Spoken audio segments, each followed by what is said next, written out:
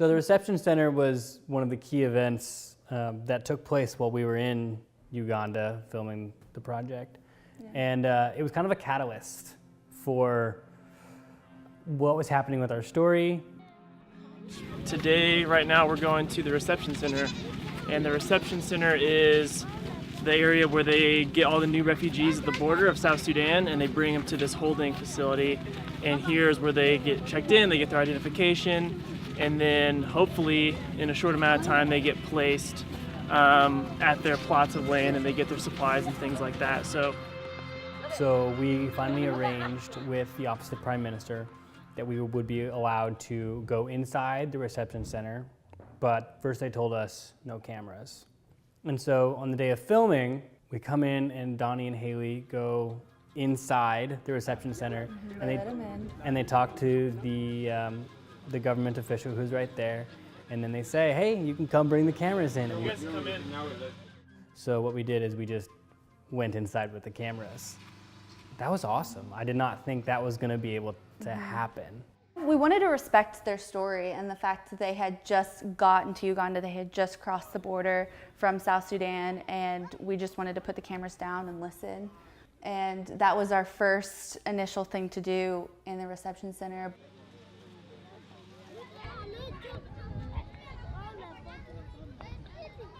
When we showed up to the reception center with Donnie and Haley, they told us that there's going to be another transport of refugees coming straight from South Sudan. So we heard that a new transport of refugees is going to be coming in this afternoon.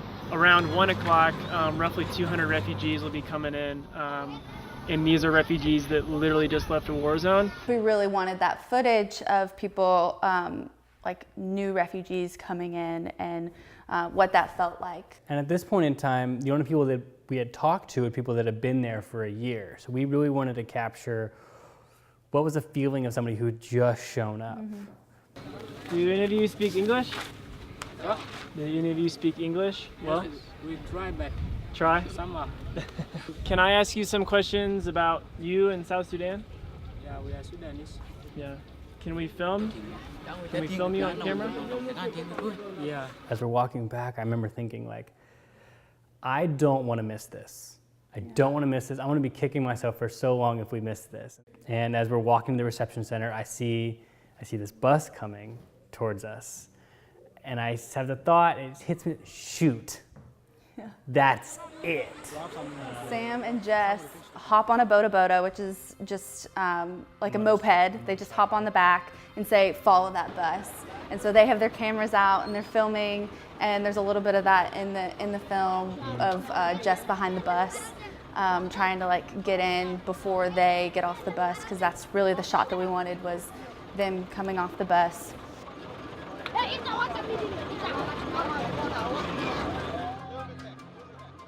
Yeah, me, Haley, and Donovan walked right into the reception center as the people were coming off the bus. I remember on the way there, I didn't even want to bring my camera at first, because I was concerned about how the refugees would feel, and I was afraid that the camera would be a barrier between us, and I really wanted to connect and kind of get the real feeling of what it felt, and I didn't want them to feel uncomfortable around us. Right.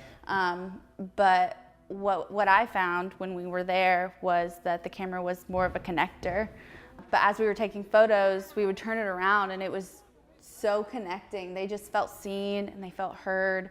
So that was something really beautiful to see, of how powerful media is. The reception center was one of those experiences I don't think I'm ever going to forget, because there's a moment where they're all huddled around the official there as they're getting, where are you going to get your ration card at? How is this going to work? Where are you going to sleep here while we get things set up? How is it going to work life here? And I remember, and I'm looking, and there's a man in a suit and a woman in a very, very nice dress.